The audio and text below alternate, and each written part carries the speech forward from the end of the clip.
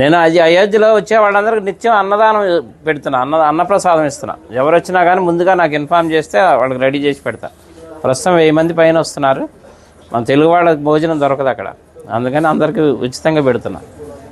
ఇంతకుముందు రాముల వారికి 5 వెండి ఇటుకలు ఇచ్చాను శంకుస్థాపనకి. మోడీ గారు శంకుస్థాపన చేశారు కదా, నా అదృష్టం బాగుండి ఆ ఇటుకలతోనే శంకుస్థాపన చేశారు. దాని మీద ఇప్పుడు గుడి తయారైంది.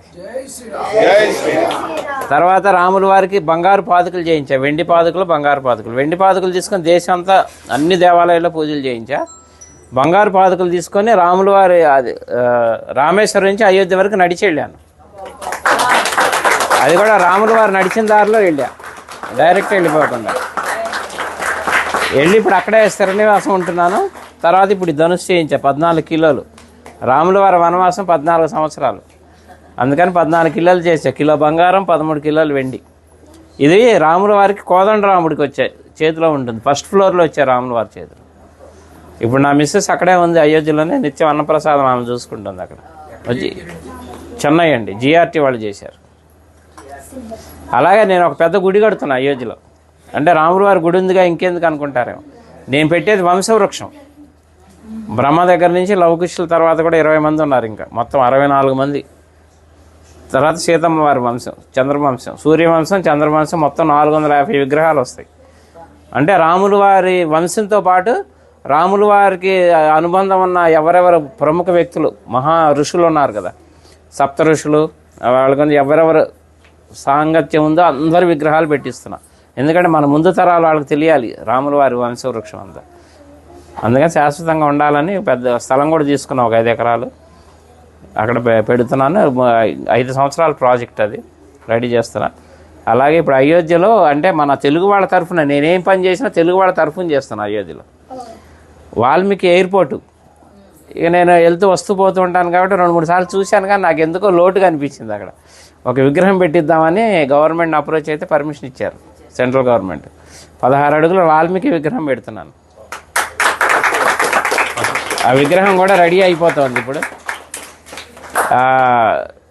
అది కూడా ఎవరన్నా సహకరించినా కానీ తీసుకుంటున్నా. ఎందుకంటే భక్తి నాకు ఒక్కడికే కావాలని కాదు, పుణ్యం అందులో అందరినీ భాగస్వాములు చేయాలి, ఎందుకంటే దైవ కార్యం. అందుకని ఎవరన్నా చేస్తే వీళ్ళు ఉన్న వాళ్ళు చేయొచ్చు.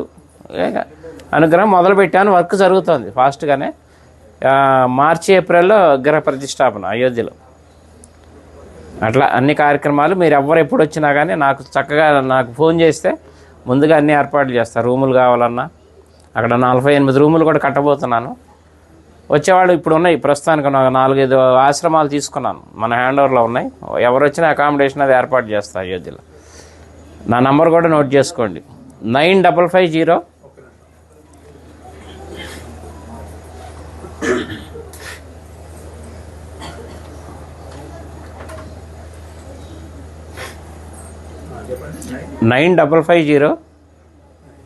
754-389.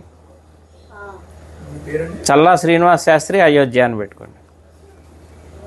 ఇంకా నేను ఉండబోయేది అక్కడే, హైదరాబాదే మాది కానీ మణికొండ, కానీ ప్రస్తుతం ఇంకా షిఫ్ట్ అయిపోయినాం అక్కడే ఉండి వచ్చే భక్తులకి సహాయం చేద్దామని అక్కడే ఉంటున్నాయి. ఇంకా రామ భక్తులకి సేవ చేసుకునే భాగ్యం ఇప్పించాడు రాముల వారు నాకు. ఎందుకంటే నిన్నే బాలరాముడు ప్రతిష్ట నిన్నే 1 year. అందుకే మా ఆవిడ అక్కడ ప్రసాదాలు తయారు చేసి మాకు అవకాశం ఇచ్చారు. ఇప్పుడు 6 రోజులు మొత్తం లోపల ప్రసాదాలు పంచే అవకాశం కూడా ఇచ్చారు. నిన్న మొదలైంది కార్యక్రమం, అందరికీ వినియోగిస్తున్నాం. 9550-754-389. చల్లా శ్రీనివాస్ శాస్త్రి అయోధ్య. ఓకేనా? ఎవరు ఏ టైంలో చేసినా కానీ నేను అందుబాటులో ఉంటాను.